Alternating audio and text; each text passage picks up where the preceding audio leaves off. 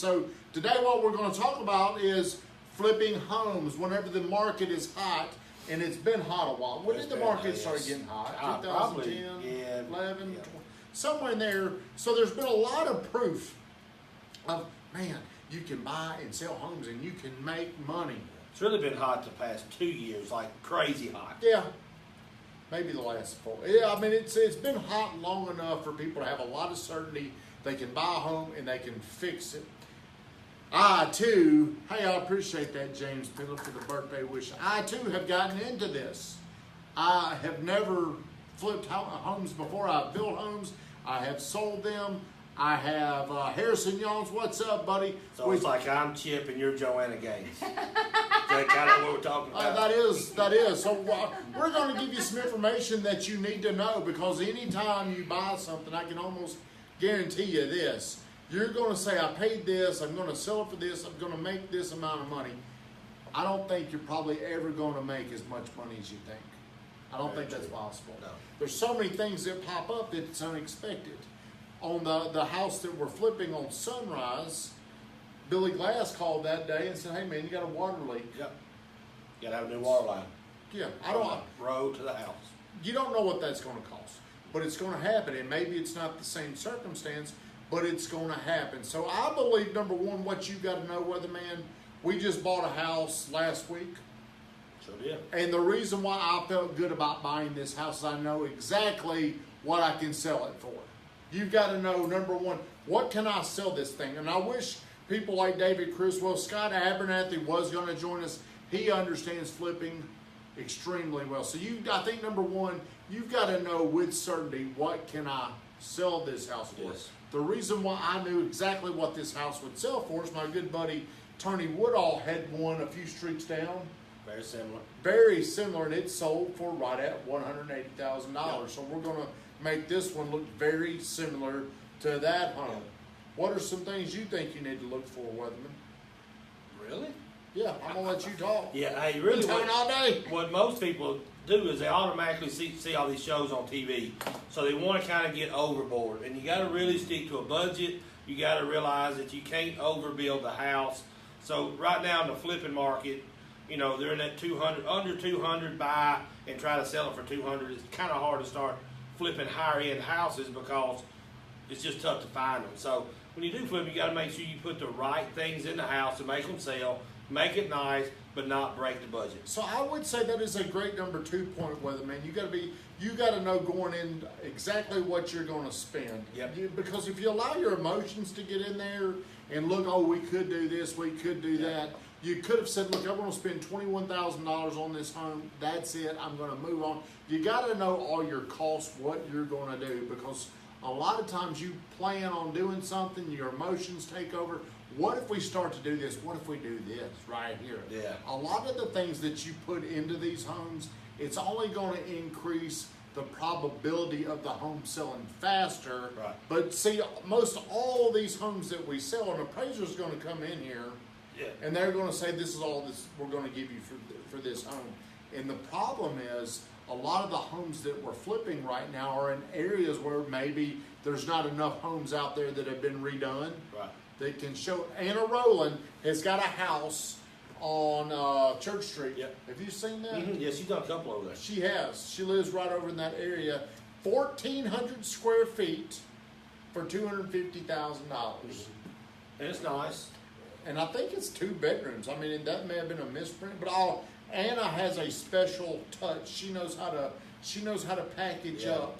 But you've got to be very certain. You know, you can sell it for how much. Then you've got to start backing your cost out. But most of the time, we don't want to be conservative. We want to think we can. Oh, I can do it for a little bit cheaper than this. I can do it a little bit cheaper. Somebody like myself, I don't trust my emotions when it comes to buying a house. So guess who does all my representation? Before I buy anything, there's 2 people that I really want to talk to. It's Weatherman, and then if I'm ever going to rent it, it's going to be Scott Abernathy. Because the information come in, Stevie Z. Because the information that they can give me without emotion will allow me to make a much better decision. Hey, Stevie Z, we're talking about flipping houses today. Have you ever been involved in a house flip? No, I have not been actually involved. You just did one. I did? What'd you do on Medford Campbell? That guy owned it. Yeah, he They already fixed fixed it it, up. remodeled it, they Yeah. got back. They just got new carpet, new paint. Yeah. I mean, well, I see your point, but Yeah. I didn't buy it and flip it, but I helped my customer. Paul Wilson, what's shaking? Jamie Stillman, how are you? What do you believe, Stevie Z? I've said there's two important factors. I'm going to get to the number one. What most people believe is the number one important factor. You got to know your exit. You got to know what you can sell something for. You got to know it. Melanie Davenport, the initiator of Flipping Yes. Downtown, is on here. She kind of started this movement of doing something in the downtown area. Now it's really caught on. There's like 500 of us out there looking to do this. But Stevie Z, what do you believe is the most important thing? How much money are you going to end up spending on it? That is another factor. And I can almost guarantee you this. You're going to spend more than you think unless you've done it, unless you're disciplined. I struggle with discipline. Yeah. You know, a lot of my life I don't have. Do I have discipline, Kathleen? Yes, you do. Well, if you're not disciplined in a lot of areas of your life, it's going to be extremely hard to get disciplined when it comes to flipping houses. I could go in there and Brittany Renee might say, "Why don't you do this?" I'm like, "That's a great idea. Yeah. Wouldn't that look cool? Let's do it." Weatherman, I can tell you're wanting to say something. I mean, I don't. You got a buzzer. Weatherman, I'm on a No, roll today. yeah, you're on a roll. Your phone fire. Well, the biggest thing, the problem, in my opinion, on flipping houses is new flippers or people that just started flipping. They're getting input from too many sources. So next thing you know, you went from a $21,000 budget to a $40,000 budget that fast because, like you said, hey, you ought to do this, or you ought to do this, or you ought to do this. Well, really what you need to do is have a budget figured out for that unknown number that you're going to hit. So when you start flipping these houses that are 30, 40, 50, 60 years old, there's going to be some unknowns. There's going to be electrical issues. There's going to be some old plumbing. There's going to be some rotted wood. And Melanie Davenport, she's on here. She'll probably tell you a prime example that those older houses are really, really tough to figure out a budget for. So Melanie, hey, she responded. She's on here. She doesn't know the limits. She's going to put her name on it. She wants it to be. She wants to take pride in it. Yes. And she does a fantastic and she does job. She does a great She job. did an awesome she job. she does a Yeah. fabulous, a great job. Risk first reward. I hate to spend $250 on a flip for $5,000. That's something else, Paul. People don't think about is now you really are committing to 90 days because Yeah. of these flip rules. Where if they're getting most of these people may go FHA, and if I buy something, I can't really sell it for 90 days. It's really Have you ever done- 120. Yeah, it's right? really going to be more like, so your money's tied up for, unless you're rich, it won't matter to you. But most people, like myself, hey, I need that money back. Give me my money back, Stevie Z. So whenever you put this money out there, you got to understand it's going to take you a while to get back. The most important thing, and I think most people are going to say this, everything comes down to where you buy it. But I believe it's just as important to know exactly what you can sell. So number Yeah. 3, you've got to be very, very disciplined, that key word, about where you buy, because it gets very exciting. You want to do this, and you'll overspend very easily. You'll overspend on what you pay to get in you'll overpay on your ante to get into the game. You'll overspend on what you put in it. Then a lot of times I think people overestimate what they can sell it for. Yeah, And they don't take into account unexpected cost. I mean, they're just these older homes. There's going to be things that pop up with, man. Well, think about this. So if you're not an agent, you're not flipping, so you're just a flipper, so you have representation most of the time when you sell it. So let's take a $200,000 house. It's $12,000. Then you have your cost to carry it, which is probably another $2 or $3 grand, maybe $4 grand. Then you have another $20 grand investment in it. So now you're $30,000, $40,000, possibly $45,000, and you got to hold it for 4 months to try to make 20. Yes. Is that a fair assessment? Yeah. Well, a lot of people, what they're going to find is they're probably better off fixing it up a little bit and then renting it out. But see, the reason why I'm doing is I'm creating a business cycle. Yeah. So here's what we're doing: we go out, we buy a house, we get to buy on the market. We're buying them. Then we put a sign in the yard. We're generating phone calls. Hopefully, somebody will call. Then we can sell them this house or something else. Then we fix it up and we sell the house. So we're looking at many other ways to make money off instead of just the spread. We need phone calls for the Right. agents. We need, then we get to sell it. So we get 2 commissions usually when we buy, then when we sell, then we get the spread in there. But hopefully what we're wanting to really do is create some type of phone call, Stevie Z. And here's something else I didn't say. If you're somebody like me, who saw the major home construction project I did this weekend? Did you see it, Kathleen? My Yeah. major home renovation? I think under 190. No, Where you the drop home- the hook. No, Brittany put, Oh, yes, sorry. she put too much stuff on the hook. I had to spend all weekend and fix that. Oh. Well, how much do you think it would cost Stevie Z if you had a hook and one of your girlfriends came over and she put all of her stuff and it ripped it out of the wall? How much do you think that would cost? $5,000. Well, maybe you gotta get putty. You gotta get Guess the I I knife. didn't do that. We didn't do that. Oh, you just stuck a new hook in there. Yeah. Oh. No, same hook. Oh, Same same hook. screws. Same screws. Same screws. That ain't cost you anything. That's exactly right. That's exactly right. But you know, you'd be surprised at how much stuff you don't know. The other day, man, and I'm giving Weatherman a credit. I'm giving him some credit right here. So in case you're wondering, if you don't know what things cost, you can be took. So I asked Weatherman the other day, well, how much do you think that trim was? About $5,000? And he looked, no. How much? I didn't know. I mean, how much was it? That's about $500-600, I think. Yeah. So I had no clue. But I'm telling you, it's so easy unless you know this. If you don't know your costing, I'm not a detailed oriental person. I don't want to sit there and compare this price to that price. Weatherman just kind of knows because he's been around construction. He knows what things cost. So somebody could have said, man, that trim work was $1,600. These roads check. Yeah, that's so you've got to know. I don't know this stuff, but I've surrounded myself with people that do know this. I know what I can sell it for. I am certain if I spend this amount of dollars based off what I paid for it, we're looking to make around this amount of money. And there's so many people coming into this game, it's harder for people to say it's worth it for me to do this. Yeah. I can go somewhere else and make $15,000 because it's a lot harder, stressful work than you think. Sure. Even if you're not doing it, you got to call. Hey, where are you? Hey, why haven't you finished this? Why didn't you do this? When are you coming back? When are we going to be finished? Then you've got people after they buy it. When are we closing? What do you mean we've got to extend? You've had 90 days to do this. I mean, there's a lot of stress that goes into it, Weatherman.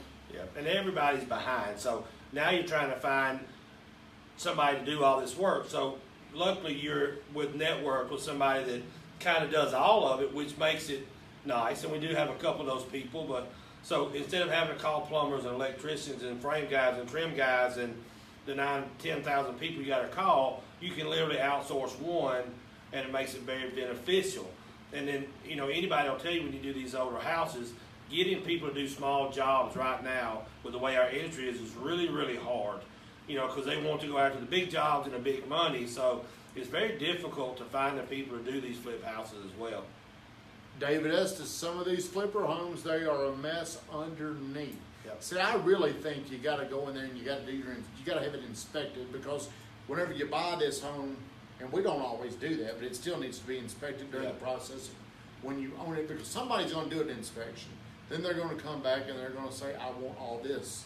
Shiny and pretty things added, but structural problems underneath them. Plumbing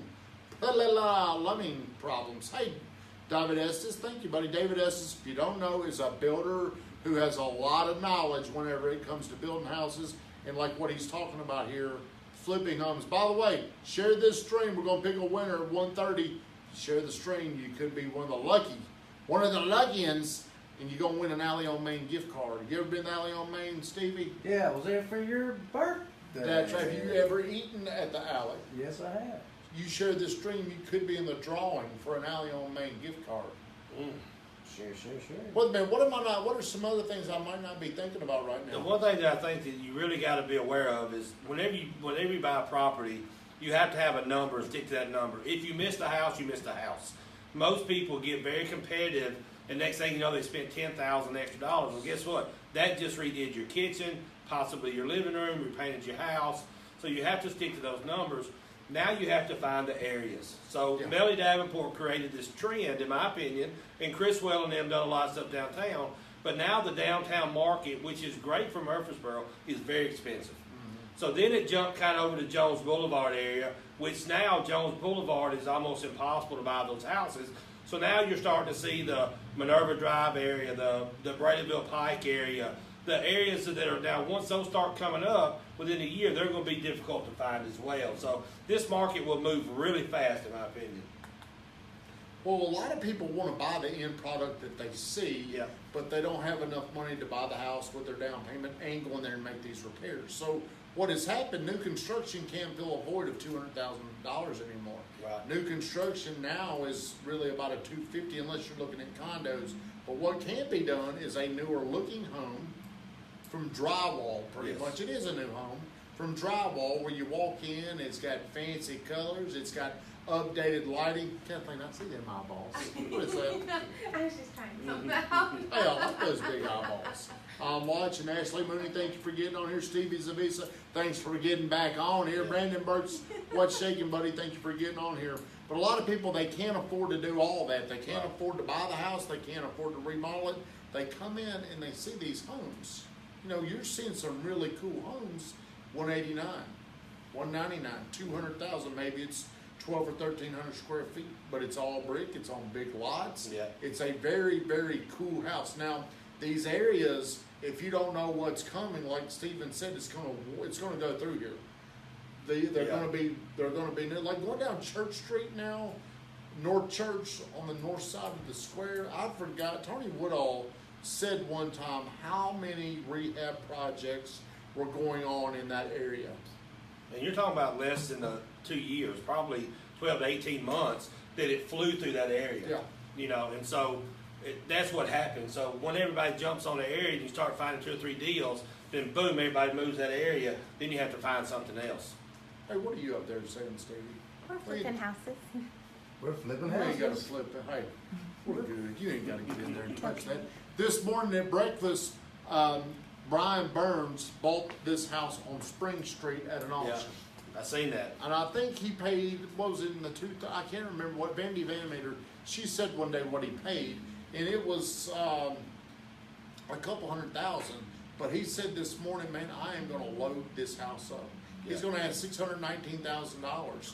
And I think that house will sell. I don't know how big it is, but I guarantee you by the time he's done with it, he makes stuff look really good. And it's a cool looking house. So it's kind of a older house that has a cool vibe to it. So by the time he puts a new era on an old house, man, people be fighting over it. So a cool thing to do right now might be get with a realtor and say, I would like you to find me a house, like they do on TV, where they find you a house, then we'll buy it and we'll redo it. That's one of the things that maybe we should start offering around here. We've got one, so happens, coming up on Cypress. If you know anybody that wants to be in the 180s, let me know. We're gonna go in there and remodel it. So hey, be patient, be disciplined. Yes. Be very disciplined. And be prepared to make adjustments. I mean, it ain't going to go exactly the way you want. There's going to be things that are going to pop up that you didn't expect. You also really need to be conservative. And also you got to bring the weatherman. You with got so to, you have the really, correct cousin cost Charlie, of the thank you product. for getting here. Thank There you you for go. joining. But you really, really do need somebody. I've got 2 people. The weatherman helps me with my emotions if I should buy some, because he tells me, he don't tell me to buy everything, do you? So a lot of times it might make sense to my emotions, but the logic that he provides, think about how much money I can save if I don't do something stupid. And my mind will get me or my emotions will get me into some stupid situations where I should not have done that. I mean, I have done that. So you do need to know, you do need to have people around you that can tell you, hey, this is what it's really worth. People that you trust, not people that are going to confuse you. Somebody just commented on something. It was on Brittany Renee's video. One of the cool things about the older houses that we're seeing flip now is they're going back to bigger yards. So back in the 50s and 60s, when they built these houses, they built them very sturdy. They were all brick. They're structurally in great shape, but they got these great yards. And so that's what we're missing out. And nothing wrong with the new neighborhoods and the small yards, but when they do lower the density to make the money numbers make sense, we get away from the big yards. And most of these older houses have probably the best yards that you can imagine. That's right. Christy Hickman, thank you for getting on here. Everybody, we're about to shut it down. Please like, please comment, share the stream, because in about 10 minutes we're going to pick one winner. Hey, I don't think many people shared this, so if you shared it, you got a good chance of winning the Alley on Main gift card. But we've been going 21 minutes. Hey, David Latham, how you doing? We're going to go ahead and hop off here. Thank you so much for tuning in. Everybody, have a great day. Kathleen, you're the